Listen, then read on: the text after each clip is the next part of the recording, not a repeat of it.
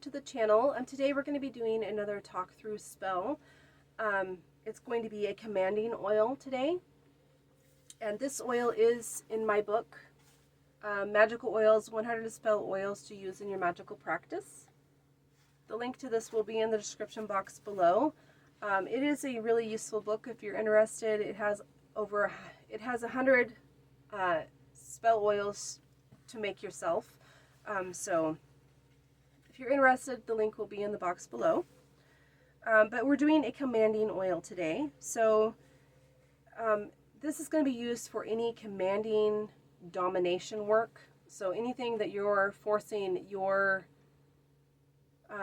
will on something, it can be used for. So what you're going to need is your bottle or jar or whatever you're going to be making your oil in. You're going to need the oil of your choice. As I've said in many of my oil videos, I use grapeseed oil because it doesn't have a smell to it, and I like the way that it feels if I use it on my body. And no matter what spell work you're doing, you're going to get it on you because you're going to be dressing your candles or your poppets or whatever it is that you're going to be using any oil for. So I like to have an oil that I like to have on my skin, even though this is not something that you would be using on your body. When you're doing the spell, you're going to be getting it on you. Was what I was trying to say. You're going to need some vegetable glycerin or vitamin E oil, and then the herbs that you're going to need thyme, rose, sage, clove, and licorice root.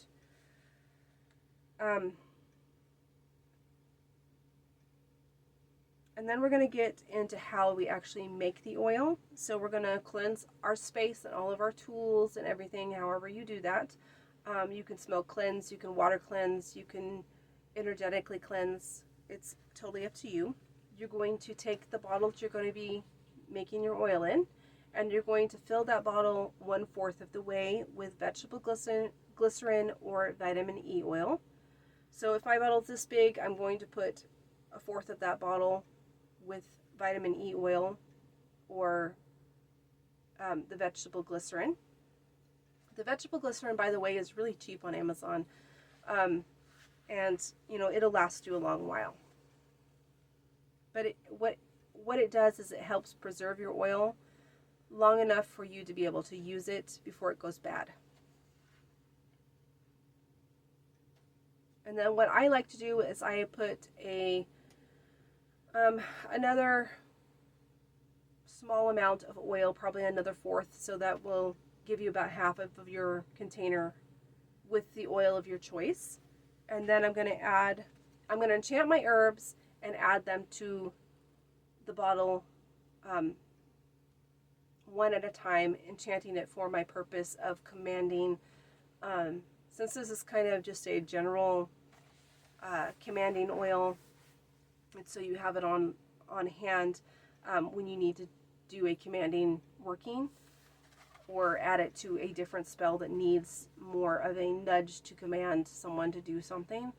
So you're going to add these herbs with that intention for commanding, basically doing what you want them to do as you're adding them to the jar.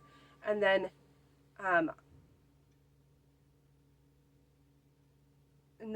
you need to fill your jar the rest of the way, keeping in mind if you're using a roller bottle that you need to leave space for the cork to go in.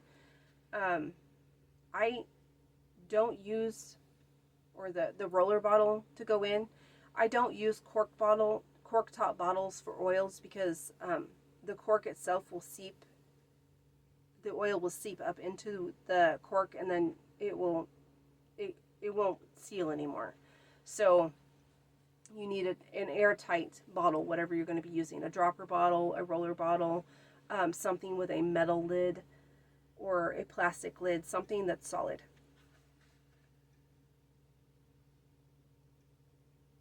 And then you're going to place your lid on it, and you're going to give it a really good shake, thinking about your intention. And what I do is I like to just sit there and sit with it a little bit and push my intention into it some more, and then I'll put it on my altar for 3 days, and I'll go back to it every single day, pushing my intention of commanding into this oil, and then I will put it with my oils. Make sure that you're labeling it with what you used, what it's for, and the date that you made it. I know some of the bottles are really, really tiny, and like I said in my last oil video, I get those, you can get them on Amazon, those sheets of like label paper. So they're sticky sheets, and you can print like shipping labels on them. I get a book set of that from Amazon, and I cut that up to fit the size of my bottle, and then I write all of my stuff on that. And as long as your bottle is clean, it should stick fine. And that helps, keep your label, it helps keep your information visible and readable, so you can actually know what the oil is for and what's in it.